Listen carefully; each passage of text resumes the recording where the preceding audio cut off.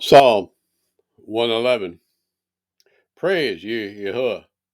I will praise Yahuwah with my whole heart in the assembly of the upright and in the congregation. The works of Yahuwah are great, sought out of all them that have pleasure therein. His work is honorable and glorious, and his righteousness endureth forever. He has made his wonderful works to be remembered.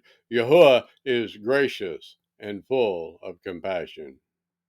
He hath given meat unto them that fear him. He will ever be mindful of his covenant.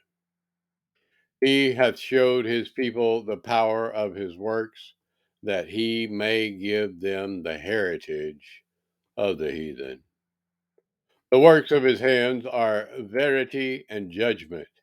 All his commandments are sure. They stand fast forever and ever, and are done in truth and uprightness. He sent redemption unto his people. He hath commanded his covenant forever. Holy and reverend is his name. The fear of Yahuwah is the beginning of wisdom.